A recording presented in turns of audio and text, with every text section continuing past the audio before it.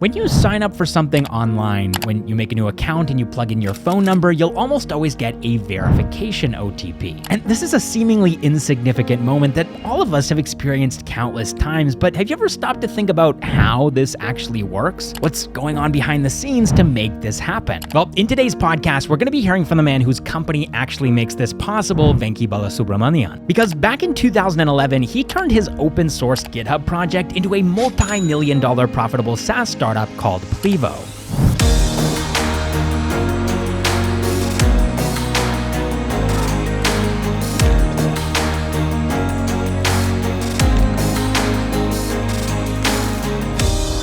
Most of us, unknowingly, have interacted with Plivo and its services multiple times. For example, if you're a Zomato or Baiju's customer, then guess what? The messages and phone call notifications that you receive from these companies are powered by Plivo. And today, this is a company generating between $50 and $100 million in revenue every single year. But when Venky Balasubramanian started the company back in 2011, it was just an open source GitHub project. By the time he founded Plivo, Venky was already a 3-time entrepreneur. He started his first venture, ES4I, in Noida when he was in the 10th standard and was able to grow this into a profitable business which generated 6 lakh rupees in revenue. And 6 lakh rupees is a huge amount of money for a student today, but this was all the way back in 1999. Following this, in his final year of college, he and a small team built a humanoid robot called Amoeba. This technology, though, was way ahead of its time, and Venky soon realized that there wasn't really any market for humanoid robots in India, and so he pivoted the business into hardware development kits for college students and was able to generate 25 lakh rupees in profit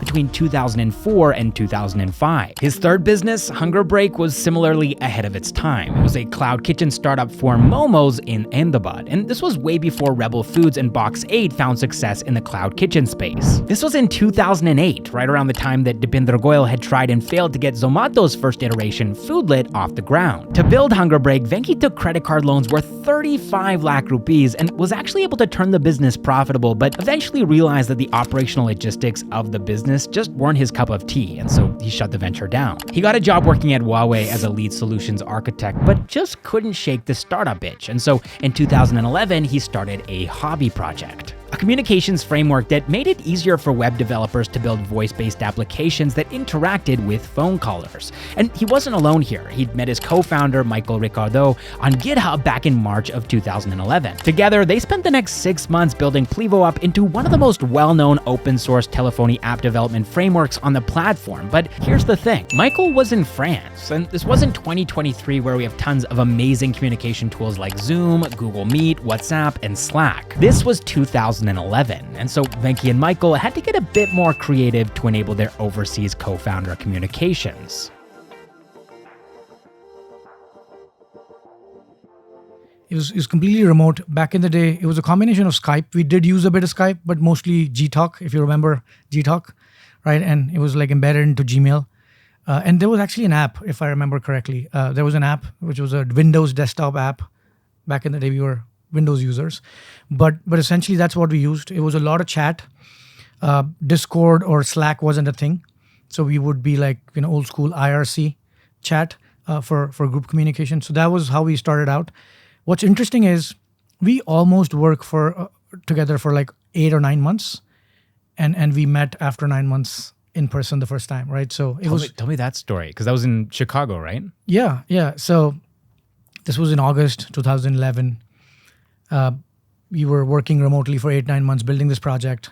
It got a lot of coverage, media coverage, and was picked up online. And we were invited to speak at an open source conference, which was a good mix of folks from the telecom background and then also from the web side of things, right? So this is where we met the first time. We were speakers at the conference, and it was a little, I was anxious. I'm sure he was too, Mike too, because we were meeting for the first time. And we had this notion of how we would be, like the persona, if you will, right? So, we were checked into our rooms. We both came down and, we were like, oh, I'm in the lobby. So it was like, it was almost like dating each other. Yeah, I was going to say it's like a first date. Yeah, it was almost like that. And then when we met each other, we were like, oh, like he's just another normal guy, right? So that was what it was. I think it was instant connect, instant bond. We obviously, thought similarly when we worked even remotely for a year. So yeah, that was fun time. And you guys got up on stage did sort of a little presentation on what you'd been working on.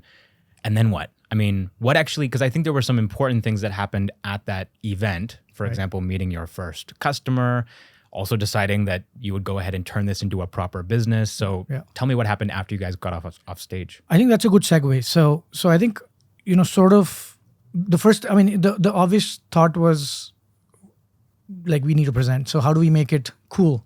Right. And the good thing about, or the interesting thing about our project was it's very relatable to anyone, because as a consumer, you're using those services.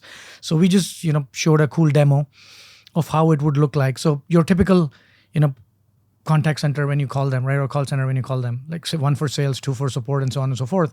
Like we just thought creatively. It basically, like you could call in, you could see your live status on how many, like what's your queue, like how many more people are ahead of you, waiting for you. And then basically it would give you a message saying, you can hang up, we'll call you back, when we're ready to talk to you. Wait, these things weren't like common This back was then? this was not common back in 2011, right? Like, so we built that, and it was just, if I remember correctly, about 10 lines of code, right? So doing that in 10 lines of code was mind-blowing. And both Mike and I come from a telecom background.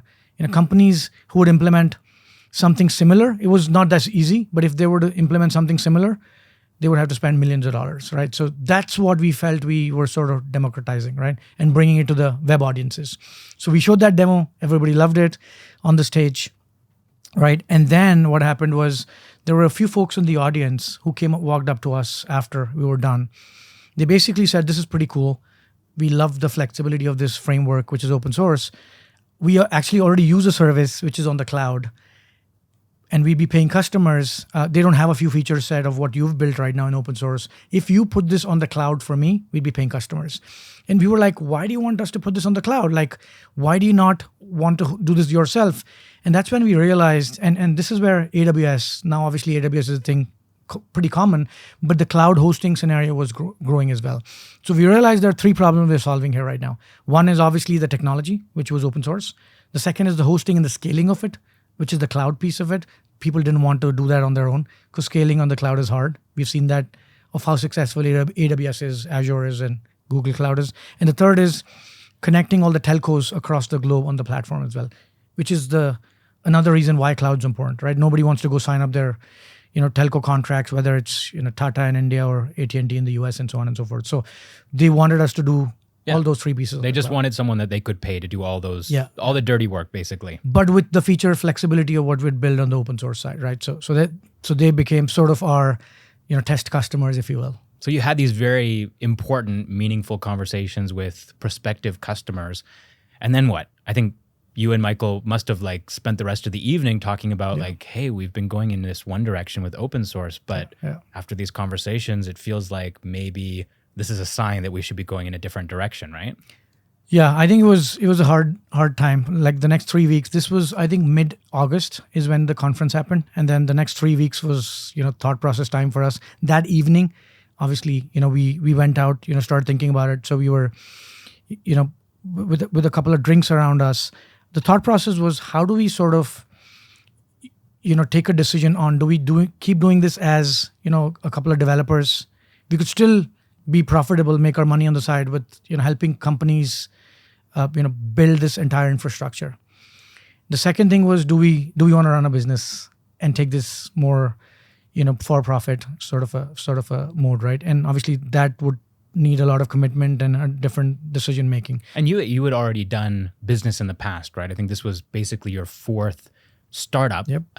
So you knew what it was like, and you knew how difficult starting up and running a business was. Yeah, absolutely. And which is where, the thought process was, do we want to fully commit to this, right?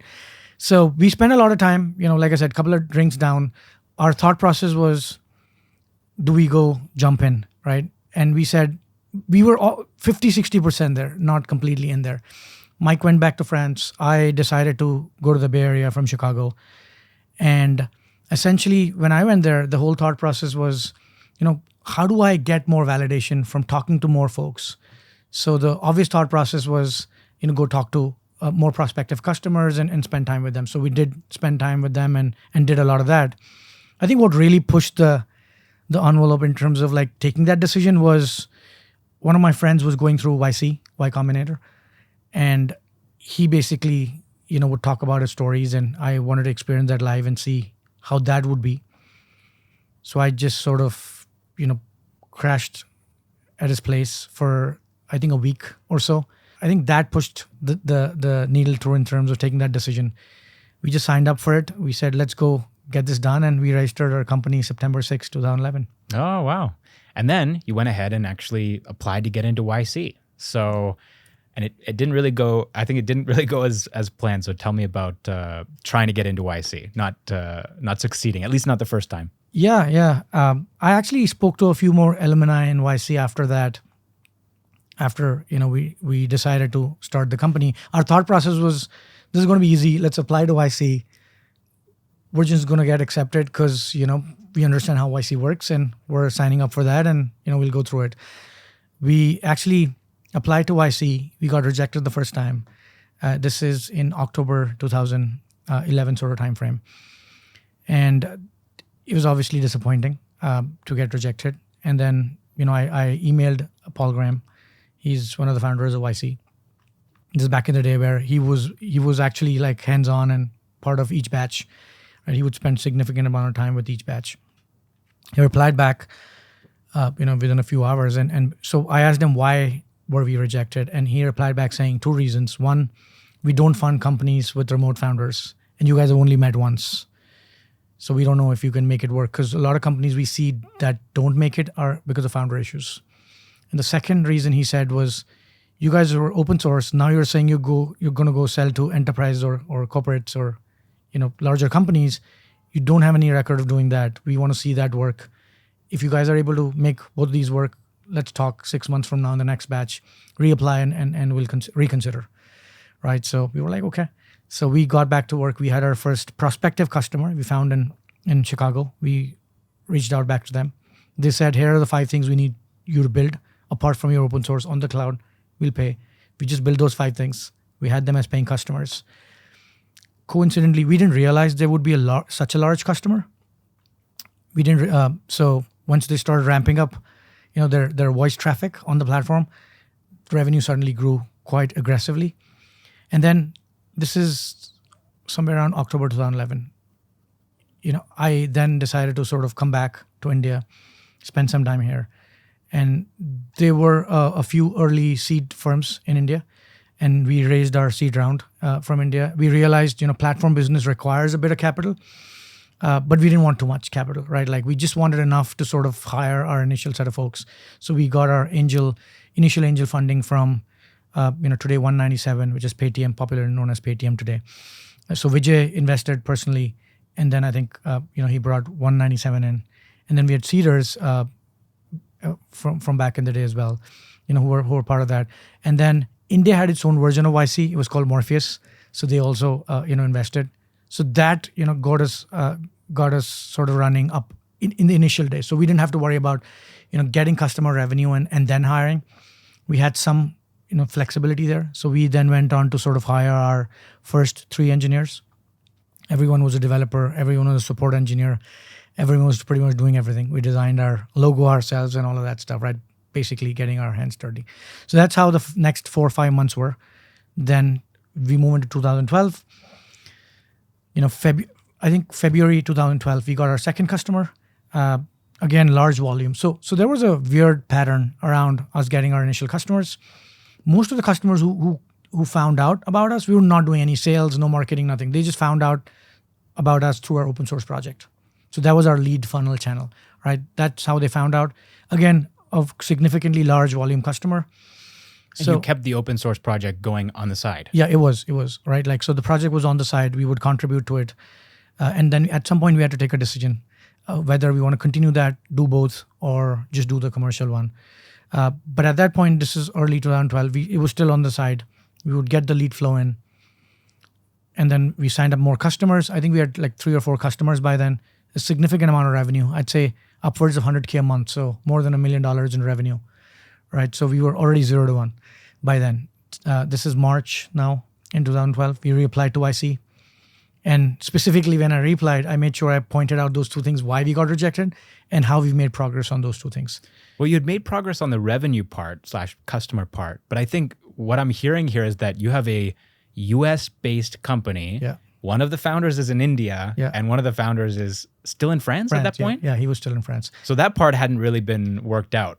That's true. But you would be coming back together to be in the Bay Area during YC. Yes, but I think one of the concerns of being remote was like, can you guys make it work with each other? So there was progress there, right? We showed them how we can work together and show progress in spite of like moving from an open source project to a real business, right? So that obviously helped. I think, and then we applied. We got selected for the interview. They wanted to see our, styles together in person for an in-person interview, and how we work together. So we went for the interview. I still remember, Paul Buhat, who's the founder of Gmail, and Gary Tan interviewed us. And that's how YC interviews used to be. So they would the partners would split the interviews and be a part of Gary Tan and PB. That's how he's called, right? They interviewed us, and Gary is the CEO of YC today. So it goes quite a while back in terms of how the whole thing has grown. So that happened. We got selected, and the selection is a thing in itself, right? So our interviews happened in the morning. We, we're told to wait. They usually call people at like 4:35. So we went to like a bar near the YC piece of it, and we were sitting inside, just generally chit-chatting, if that's the right word, right? I get a call on my phone at 4:30, and they're like, we're calling from YC. We've selected you. Do you want to accept? You will have to tell us now. And I'm like, okay, let me think about it. Let me think about it. And why would you say that? I need to talk to my co-founder and get back to you. And I don't think they were expecting that, right? Because I think most companies just take it. Because the selection criteria was pretty tough back in the day. I think it's still tough, but our batch was only 84, 85 companies. Now it's like 500. So you can see how it's grown over time.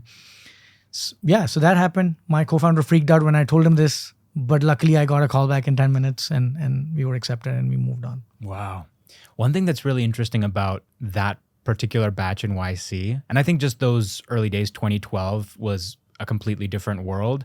You guys were one of the first international companies. I mean, you were registered in the United States, but you as founders were some of the first people that were in YC as sort of an international business, right? And some of your cohort members, by the way, were Boosted Board, Soylent, Coinbase, Zapier, 9gag.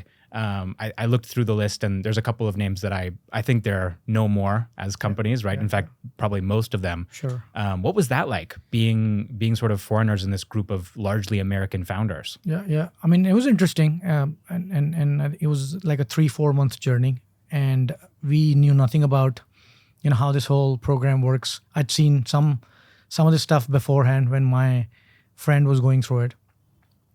We were one of the earlier. I wouldn't call it like while I was in India, like I said, Mike was in France.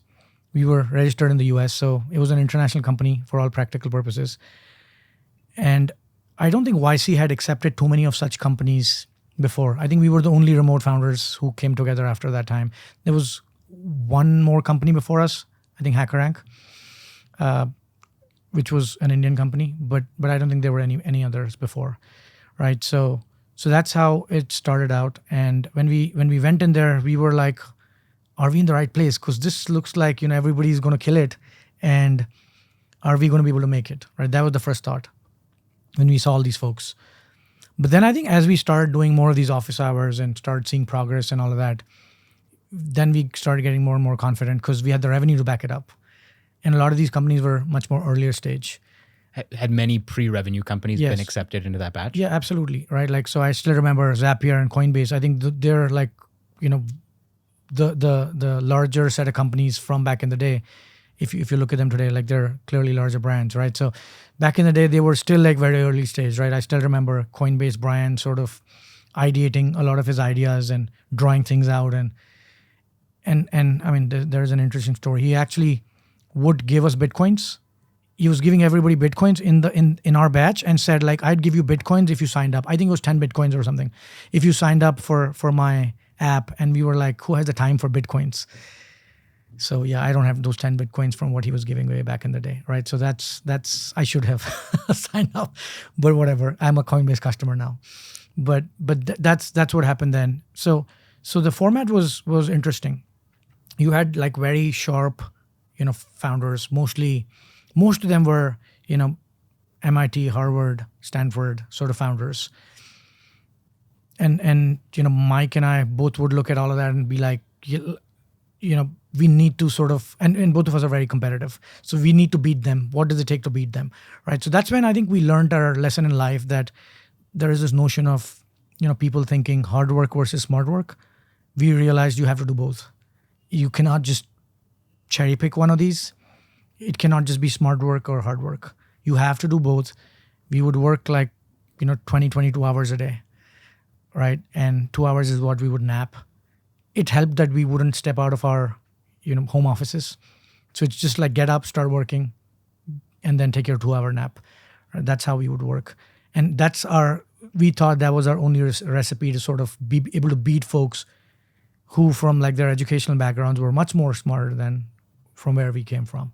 Well, it seems like that outlook actually did work wonders for you guys, because you ended that batch, at least in terms of revenue. I think you were like top 2 or top 3 company up there, right? With in terms of how you were able to get customers and grow your business within those 3 to 4 months at YC. I mean, how did that feel? You must have been pretty like satisfying to see all these MIT and Stanford folks, and you're like, oh, well, we're making pretty good money here compared to them. Yeah, absolutely. I mean, we actually doubled our revenue by end of YC. So it was like 5 months, right? Although numbers may seem small, but like going from $1 million in annualized revenue to 2 million was not a joke in 6 months, right? So we did, yes, absolutely. We were in the top 3-4 companies in our batch. And that's when, at the end of it, we got covered in TechCrunch, and there was another website, I think VentureBeat. It still exists today, but not so mainstream. They picked us up, and they spoke about it, and they also pitched us versus our competitor back in the day. So that happened, and then we were debating as founders: do we want to go raise money? Because that's like there's a demo day at the end of YC. We were getting a lot of incoming interest from VCs post that. And you had already raised that seed round, yeah. That was only $250K. $250K, right? Yeah, but it sort of set you down that path in a way, right? Those investors like Vijay Shekhar Sharma with 197 and all, they would have wanted to at some point see a return, right? So you're kind of already on that. You weren't bootstrapped. Yeah, we were not. We call ourselves pseudo bootstrapped. Yeah, right. We were not bootstrapped, but we were still thinking, do we want to go raise more? One of the thought process, like when we were trying to sell to companies, like larger companies back in the day during YC, one of the questions was, how much money have you raised? And we would wonder why that question came up, because we were in the platform as a service business, and companies need to be able to trust that we have enough, stability, uptime, all of that stuff, and we've invested in the business enough. So raising that money from marquee investors was important. So we could have decided. So then we decided, yes, let's raise some money, like under a couple of million. Actually, we want to raise close to $1 million, but then we were getting a lot of incoming interest. Then the next question or decision to make was, do we raise it from angels or do we raise it from institutional investors? We said, let's go with institutional, because it would get us the brand names to be able to be credible, because both of us were, immigrant founders in the States, and that would help us build our brand. Oh, yeah. I think it really helps when you're on that call with a prospective customer and you say, oh, yeah, and by the way, we have investors like, YC, A16Z, Qualcomm Ventures, Battery Ventures, and they're like, oh, I've heard of at least one of those firms. Sign me up. Yeah, absolutely. I think our initial set of customers, the moment we announced our fundraise, we would see our customer numbers go up dramatically, right? Because suddenly there was a lot of trust factor that was built, that they've raised money. They're a company who's going to invest in the future on the technology platform. I'm not going to be left hanging. I would imagine after raising that, it was $1.5 million, right? For that seed round? Right. Or, sorry, pre-Series A? What did you call it? It was, it was seed also round 2? It was also a seed round, right? Like it was, now I think it's called pre-Series A. Yeah. But back in the day, it was still seed. So you've raised these funds, and now you're getting all these, inbound customers who are excited. They've read about you on TechCrunch or some other publication, and they want to be a part of what you're building. Was that money enough to sort of grow the company and keep up with all of this demand? Or Were you guys still kind of, because you had like what, how many clients did you have at that point before you raised that $1.5 million? Before was about, I think before YC was about 4, and then by end of YC we had about 15, right? Yeah. And that's like more than 3x growth. And revenue wise we doubled, right? And customer numbers wise we 3x'd. And then after YC, when we announced the fundraise, we saw an influx of a lot many more customers. Like I was literally the sales guy, right? So we were using our own product. So we had a toll-free number on the website. Somebody calls them, I was answering it. Sometimes, and we were in the Bay Area, so sometimes we'd get calls from like East Coast, and like it's still 7 a.m. here, and I'd just gone to bed, 5 a.m, and it was 10 there. So I'd like wake up and answer the call, and they'd be like, am I talking to the right person? Who are you in the company? So I'd have to change names so it doesn't seem like we don't have a sales team to be able to take those calls. You went from YC doing 20 to 22-hour days and then thinking, okay, after YC, we can kind of take a break, right? But it seems like it got even harder. Like you were actually working even harder than you were while you're at YC. Yeah, it was crazy. So one thing I think that led to that was at the fag end of YC, we launched in 50 countries. Right? Like we'd actually started providing phone numbers in 50 countries. So that I think also skyrocketed that demand. We actually outbeat our competitor who'd been in business for 3 years. They did not have that offering, right? So we launched that. I think that led to some of that. I think your question earlier was, did raising that money help? Raising that money definitely helped, but I don't think we could hire fast enough.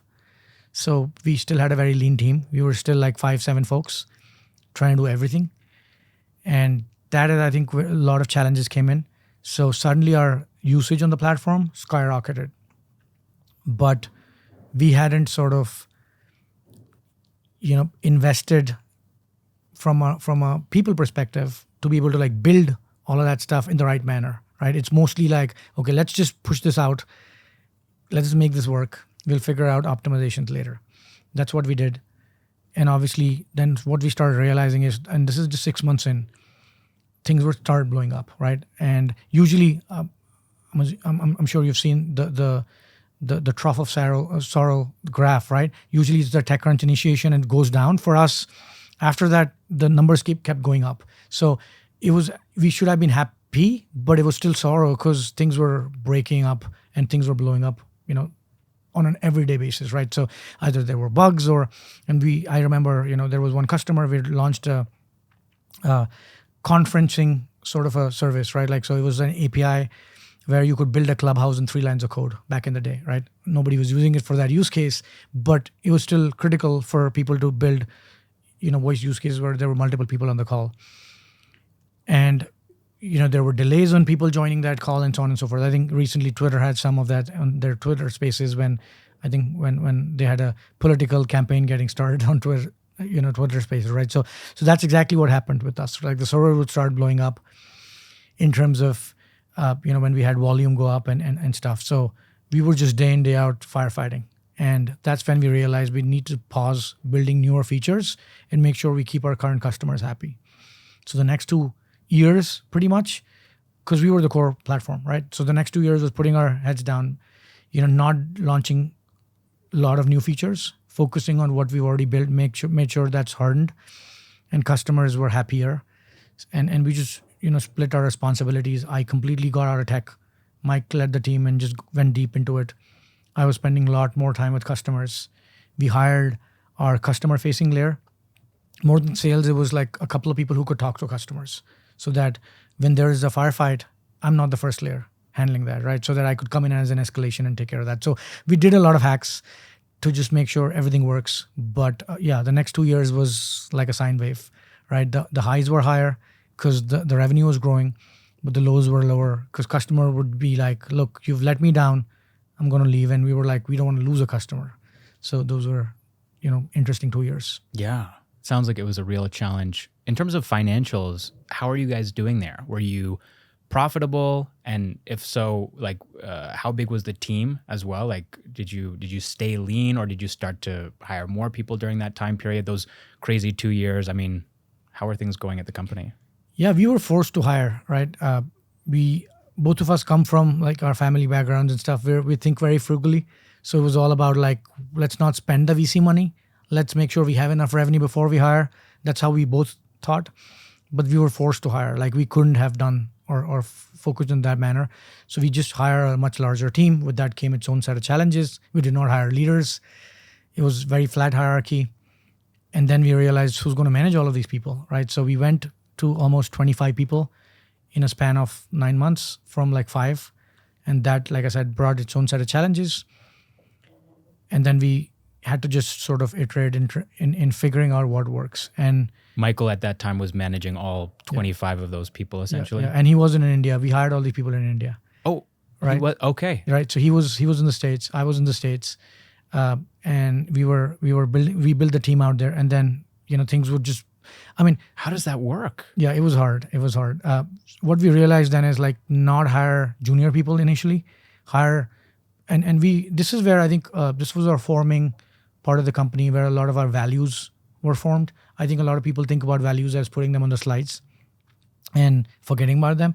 This is where we realized like what works for us as founders and what kind of hires don't work, right? So, ownership as an example is one of our key values, right?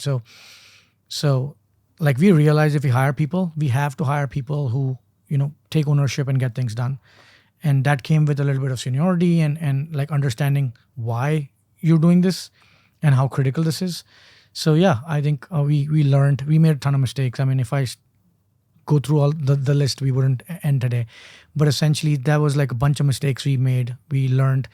Our only rule was don't make the same mistake again, right? It's okay if we keep repeating, like if we figure out different set of mistakes, but let's not make the same mistake again. So that's how the whole process was. Mike actually started working a lot of night shifts from the US to be able to spend more time with the India team. And then the India team obviously accommodated to work later nights as well to be around when the US team is around. I find it interesting though that Michael is the one who's managing the India team rather than you, who's the Indian co-founder, right? Yeah, but like from a tech chops perspective, he's much more technical than me. So, and it just made sense for us to split duties that way. He hates sales, right? Or anything to do with go-to-market side, marketing or whatever. So I was taking care of all of that, right? And it was just logical that he's focused on the tech. Sure. When did you guys switch, or when did you expand rather to SMS? Because it seems like for the longest time, it was just focusing on voice calling features and functionality, right? When did you guys move into the SMS space? Yeah, that's an interesting, piece of our journey as well. So year and a half, I think year and a half is when we started building that out. We had, loyal voice customers who were growing. On pretty much every call, they would bring up and say, look, we like your APIs. We love your APIs. We're using other services for SMS globally. It'd be good if we can just use one platform for both, right? And we just keep putting it away. I mean, even today we get this question, right? When is some X channel eating SMS away? And we were, back in the day, coming from telecom, always thought SMS is going to die. Why build SMS, right? Like voice is where all the technology is. So we kept pushing the SMS decision for almost a year and a half.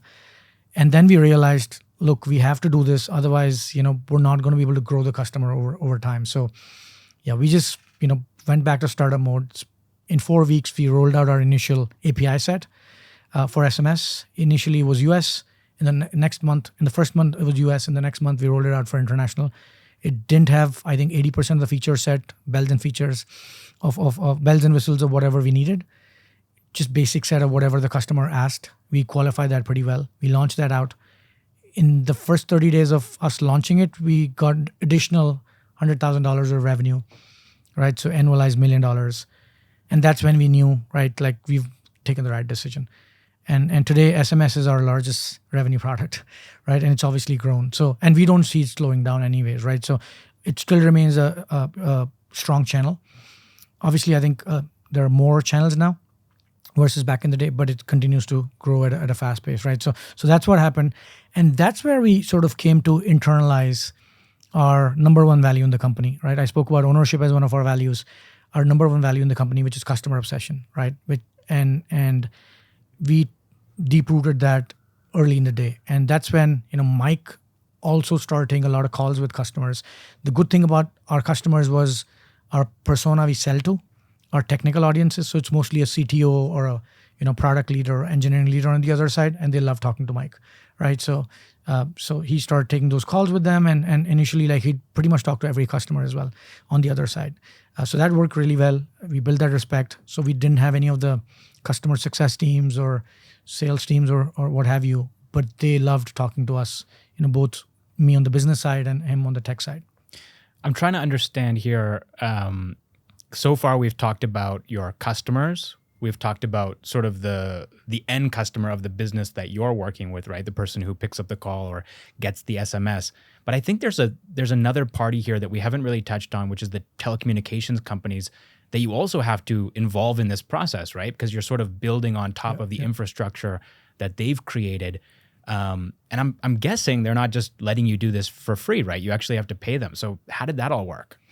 Sure. Yeah, there are a couple of interesting stories there. But just to give you a quick insight into how the business works, obviously, yes, we partner with telcos in country locally, and that's part of our moat we've built over the last 12 years. It takes a ton of time to onboard one carrier locally. There's regulatory compliances, interconnection, blah, blah, what have you. So it's not like any startup can come online tomorrow and start competing with us, right? We have over 100 directs relationships with telcos, actually more than 100 in globally across the world, right? So that's what we've built over the last 12 years, right?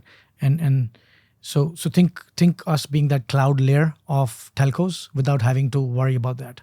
Just like how AWS is the cloud data center, right? So yes, we do have to pay our telcos for, every call we make or receive and every SMS we make or receive from their platform, right? Respective carriers. And that's where actually, near death phenomenon happened for Plivo. This is still early days, right? 2013 and 2014. I think mid 2014 actually, and starting 2014 or mid 2014. Each month we would sort of, be paying our telcos on the usage. We had customers ramping up. I made the mistake of putting a lot of those customers on postpaid because customers would ask for it, and these were great brand names. And they feel comfortable with that, right? Yeah, so we would just put them on postpaid, and we'd be like, they're a good brand, they're going to pay, right? And it was my responsibility to take care of the finances and cash flow. And I just focused on growing the company and took my eyes away from it. And what we realized one fine day was suddenly something was wrong with our cash flow process, right? We were getting our cash from customers much later because of 60, 90-day payment terms. And we had to pay our carriers every 15 days even in some countries, right? So and as the more we grew, the more we had a cash flow problem. And suddenly we realized there was only 3 or 4 months of cash flow in the bank. So if anyone defaulted, like any customer defaulted or delayed the payments, we'd be in trouble. So it was like wartime. We set a goal for ourselves in the next 3 months and said, how do we sort of turn this around, right? Like, so, few obvious goals. One is to renegotiate with our carriers. We got out 3 to 6 month payment terms for a short time, right? And then I went back to customers, started, whichever customer was fine, we moved them to credit cards. We actually gave them some incentives for it, right? Like premium support and stuff like that, right? So most customers signed up for that. Some of them did not. They're still on postpaid today, which is fine. That helped a lot. But this was a situation where, like, if we did not do this, we'd have to shut down because we'd run out of money, right? So there was a third option we had, which was to just go fundraise, but it was not enough time to raise money in 2 months, right? So we didn't want to go that path, right? So we just did both of these things. And our whole thought process was, how do we, execute on a tightrope? So again, Mike said, look, I'm going to take care of even support apart from the tech. You go fix this. And that's how we split responsibilities. And I was neck deep into all of this. It took us 3 months. We turned this around and it felt refreshing, but it was a near death moment we still talk about. Something else that happened, and this is actually even before you guys started, this is where this begins, 2009, there's this little known company that becomes like the largest messaging platform in the world.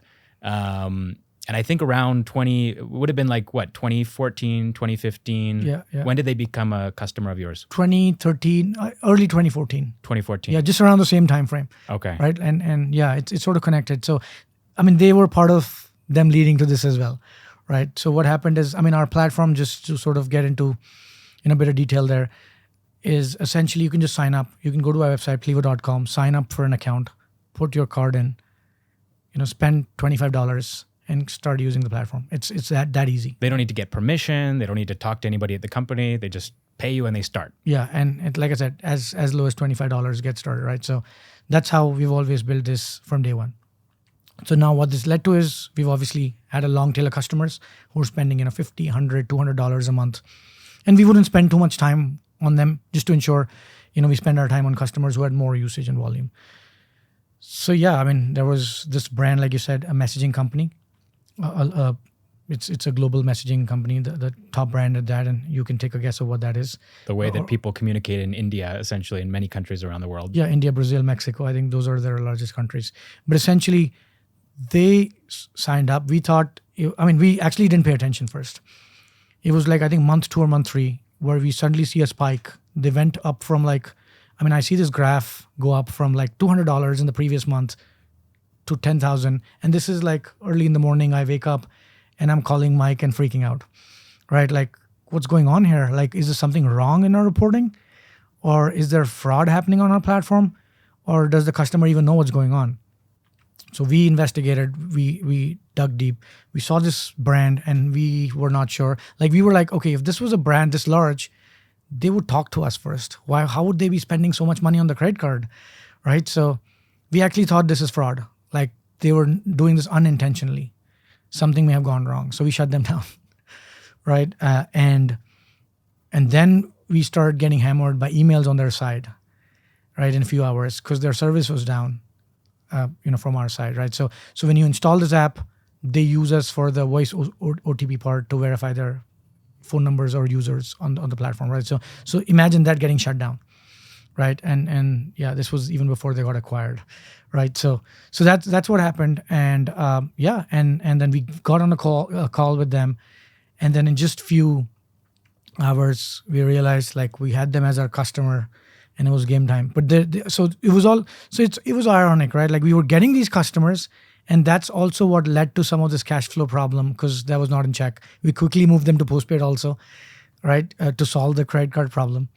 And like I said, over time, this led to some of that cash flow issue. But yeah, this happened at the same time, almost early to mid 2014. Okay.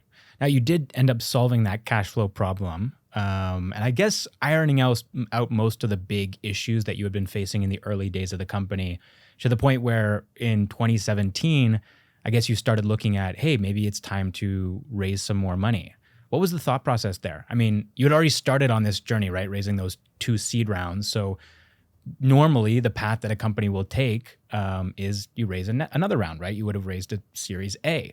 But you guys chose not to go down that path. So tell me a little bit more about 2017. Yeah, so 2014 and to 2017 was just put your heads down and build a solid, fundamentally strong business, which is also boring.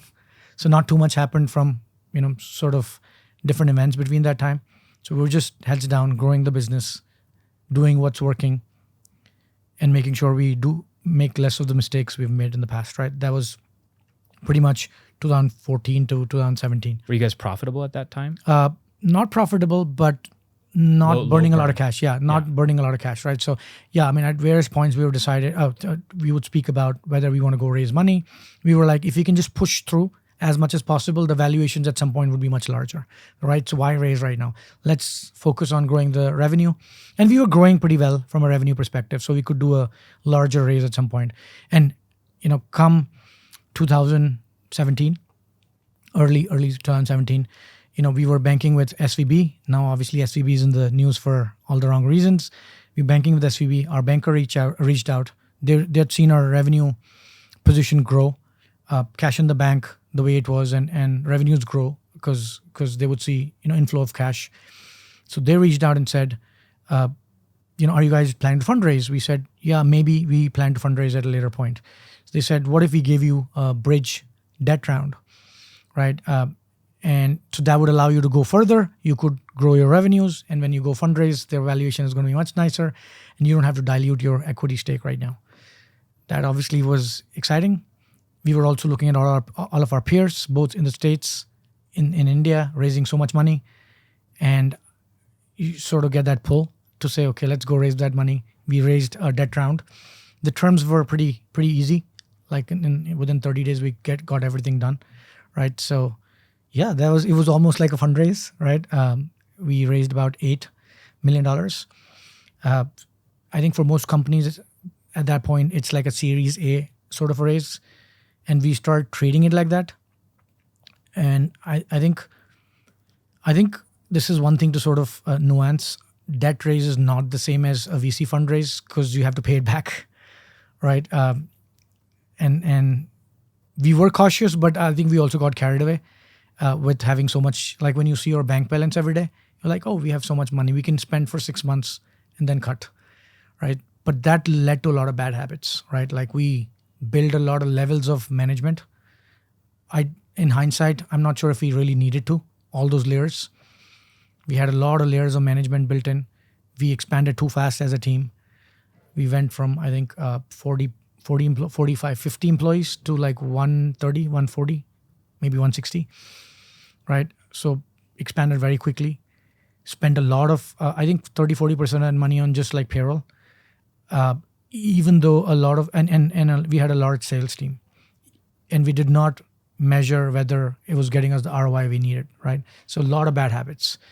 And we went from like low burn, like, 10, 15K of burn or 20K of burn to almost at a point, its peak was much higher, but it stabilized somewhere like 250K burn a month, right? So yeah, I mean, at its peak, I think it was even 500K at one point, right? So you can imagine like how, the habits suddenly going from culturally running a company a certain way to going the other extreme because of this.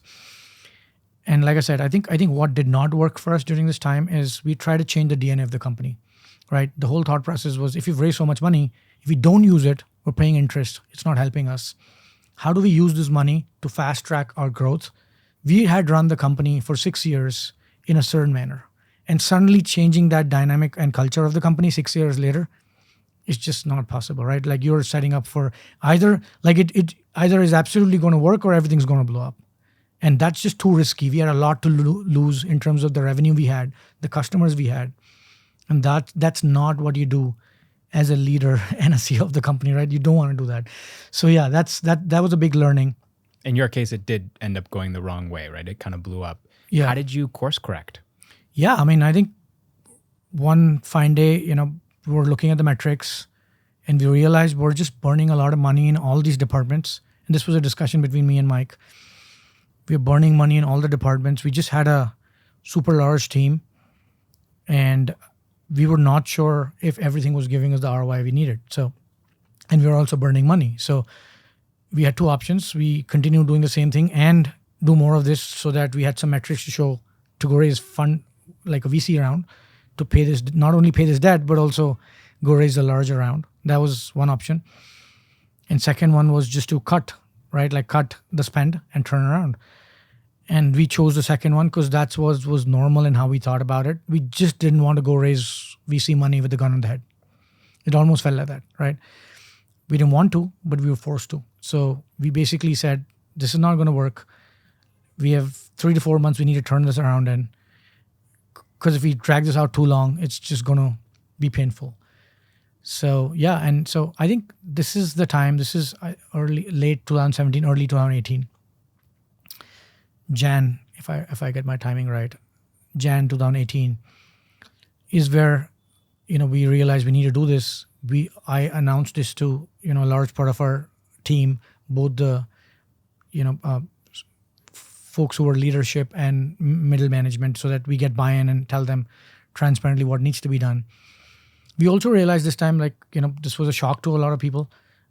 Some folks moved out in terms of like not wanting to sign up to make this change in the 5 months because it'll take a dramatically different way of executing. But I think the shining light for us was a lot of people from the middle management stepped up to the plate. They, appreciated that we were honest about it and transparent of like what we wanted to get done and why. And today, and they actually helped in like sort of the turnaround in the next four months, right? We couldn't have done that without all these folks stepping up. And today, most of these folks have sort of grown in the company. Most of them are still with us, right? Have grown the company to lead functions. And I think this is when we realize I think sharing, being brutally transparent with the team, even if it's not good news, absolutely helps. Just telling them why and sort of telling them the business position you're in. Wow. Amazing story. I think now today you guys are at around 300 employees? Yeah. We're 300 plus. You're profitable. Yeah, we're You've profitable. been profitable for like 6.5 years now. Yeah. Revenue of like somewhere between $50 and $100 million. Yeah. Between that number and our next milestone is to get to that 100. We think we can get there pretty soon. I think and from a scale perspective, like even with our hiring, we've been extremely frugal, if that's the right word, right? We've been not just from a cost perspective, but also benchmark, right? So for us, each hire is not an incremental hire, and I say this to my teams all day long, right? It's not an incremental hire; it's an exponential hire, right? So we always look at that, how can each hire be an exponential hire? Because I think we've done a lot, and we continue to do a lot with just 300 folks at the scale where we are from a revenue perspective. I think most companies I look at from where we are at a revenue standpoint with peers and stuff, they're at least double, if not triple, from a people perspective. So, but we're proud of like how we've built it lean. We want to keep it this ways. We don't, pride ourselves in just numbers either on fundraising or, people numbers and stuff. We think all of these as vanity metrics. And it's been this is longer than I think most people spend building a company, right? You're just sticking with it, right? A lot of people would look at these metrics, look at how big you guys have gotten with such a lean team, but in terms of revenue and profits, it's incredible. A lot of people would just say, hey, like, Venky, why don't you like retire or like move on to something else? Or, why are you still doing this? Like, you must be tired, right? But it seems like you guys are going in the opposite direction. You're actually like growing even more and you're sort of working on this entrepreneurship model, right? Where you're coming up with new products or new services within the company and spinning those out into sort of separate standalone businesses. Yeah, absolutely. And I mean, this is again, chats we've had over time between Mike and I. And our thought process was, what would get us out of our beds excited each day when we get to work? And like you said, it's been 12 years in the business. The core business, which is the API business today, continues to grow. Like I said, the next milestone is 100 million. That's pretty much, I think, driven largely by our API business line.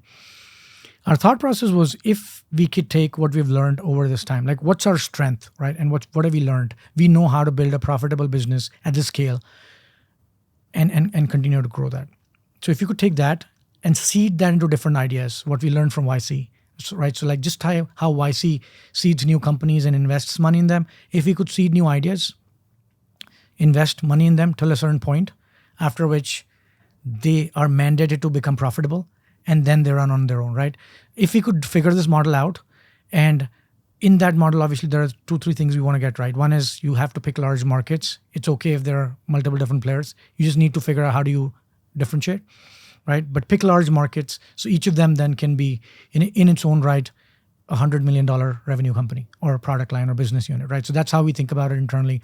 So and obviously during COVID, it helped, where we got in a lot of prospects who were asking for during initial March 2020, early March 2020, we solved for business communication for technology teams.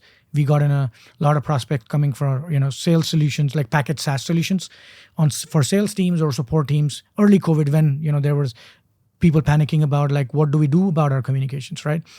So that's when we realized, and we were not ready with any of that. We didn't have anything. So that's when we realized we're leaving opportunity on the table. So we said, how do you sort of now address those markets? And when we did our research, first principles, these are billion-dollar markets in their own right, each of them, right? So we picked those markets, and we've, one of our product lines is Contacto, which is a contact center / customer service platform for B2C companies, right? So sort of business communications today, but moving into SaaS, right? So that's what we've now started to do. We are, seeding it with Plivo's money. And the mandate for them it's sort of an internal fund. Absolutely, yeah. It's an internal fund. It's a completely different team. The entire team is orged differently. It's a different, wow. it's a different BU. The same team doesn't work on it, right? And that team operates like a startup, right? And their mandate is like the same startup milestone. So 0 to 10 customers first, like what we did with Plivo. Then the next goal is going from 10 customers to 100K ACV or ARR, call it that, right? And then the third milestone is to get to $1 million in ARR and then beyond, right? That's the journey, which is being profitable. So right now we've already achieved the 10 customers. Now I announced it to the team recently, and now we're focused on getting to that 100K ARR milestone for that product line. And we're launching more. We're launching one for sales teams, which is Sellular, and more is coming. We want to plan one for marketing teams. So we want to take that entire landscape in terms of all different functions within a company. How can we sort of be that partner for them for business communications today? And over time, we don't want to stop there. Over time, we even want to get into just outside of that zone, right? And in all of that, we're thinking, how do we structure this so that it's not just Mike and I doing this? You have to hire people who have that ownership mentality, right? And if you look at most folks who've been successful at Plivo and are growing, are people who have either at some point wanted to do something on their own or have done something on their own and now want to be part of something, that gives them some comfort. So there is some cushion room, but they can still drive that balance of running it like their own baby. That's so cool that you're sort of building startups within your company. Something else that I think people typically look at this stage of the business is an exit, right? Either being acquired or going public. Doesn't seem like that's really something that you guys are looking at, though. Tell me why. Yeah, sure. I think, like I said, 2018 happened. We raised that debt round. And during COVID, business grew. Business communications was everywhere. Business grew. We're getting a lot of incoming interest to raise money. We almost got tempted, in all transparency. Almost got tempted. Luckily, we did not raise that money. And now we're seeing, this turn where, you sort of have the next 12 to 18 months of everything slowing down, right? In most economies, US, India, and I'm seeing companies that have gone public getting a big hit. So imagine waking up as a public company CEO every morning, looking into your stock and have to worry about what do I tell my employees, right? And then you have not just a problem of worrying about running the business and growing that, but also now having to build this narrative and keeping them motivated, right? So I don't know if I want to run a company like that, right? I would not be excited to get out of bed and run that company. So and Mike is very aligned with this, and like I said, we were lucky to not have raised money during COVID when we had a lot of incoming interest. So that's one piece of it, why we don't want to go public. The second piece is just first principles thinking, right? So what do public companies do? Take Apple, right? It's the largest company in the world. What does Apple do? They're public now. They generate profits and cash every month, and each quarter they buy back stock from the public markets. So if we can just figure out how to get liquidity, for our employees, we do give ESOPs to everyone, right? So if you can figure out how to give liquidity, why convolute the whole process by going public first and then have to buy back? Why cannot you just buy back ESOPs directly for employees? So that's one. And secondly, at some point, buy back from our investors as well, right? So that they get an exit and they can liquidate it also. So that's how we think about it. And the only way we can do that is continuing to put cash in the bank, right? So that's a very important metric for us internally. We heavily focus on profitability. We talk about it openly. That's one of our metrics in our every all hands calls. And we want to improve that as we scale. Okay. So sort of a different tangent here that I wanted to go down. The thing that everyone's talking about these days, of course, is AI. And I think a lot of SaaS companies in particular are sort of facing this existential threat because AI threatens to potentially create even better solutions than what they've built. Yeah. And it's way more automated and less human intensive, right? You don't need to have all these employees running this thing. You just get your AI to do it, right? Is Plivo one of those companies? I know you guys are more of a platform as a service. You don't necessarily qualify as SaaS at this point because you've grown so much. But is that something that you're looking at? Is that something you're worried about or not? Yeah, I think every company should be worried about AI, right? Or everyone as well, right? Because most of the jobs, I think, will have a different way of getting them done with AI. So yeah, I mean, we think about it a lot. I think especially after ChatGPT, things have taken a turn. So the way we look at, and we joke about this on our leadership calls actually, is our core business, API business, right? Sometimes we say like, it's just voice calls and SMSs, but it's because it's just voice calls and SMSs and there's a physical layer to it behind the scenes with telcos and stuff. AI cannot come kill that business. Like there is something physically present that we've built over the last years. But even in that business, we're thinking internally on how do we optimize using AI for, let's say, better sentiment analysis of what happens in the messages or better routing and so on and so forth.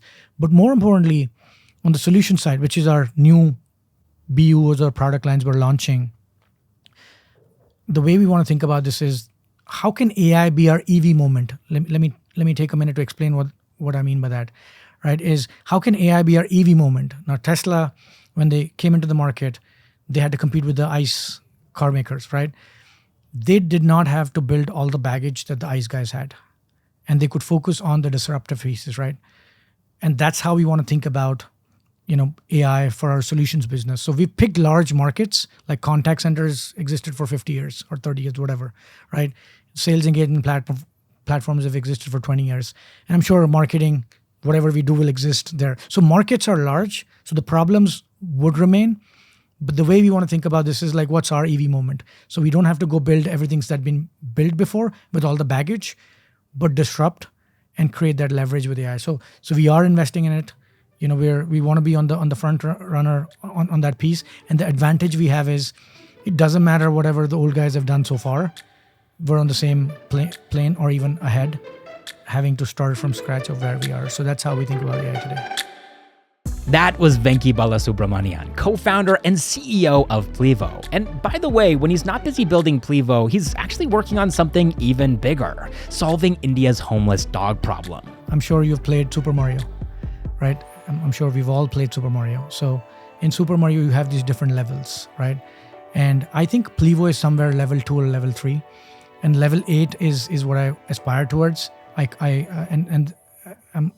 If you've not heard of this concept, it's called BHAG, B-H-A-G, Big Hairy Audacious Goal, right? And I'd, for whoever's watching, I'd encourage them to go research this online. So for me, like I have a set of bags, and I can talk about it for a minute, is essentially, I don't want to use the word end, but end homelessness or homeless dogs on the streets, right? Starting with India.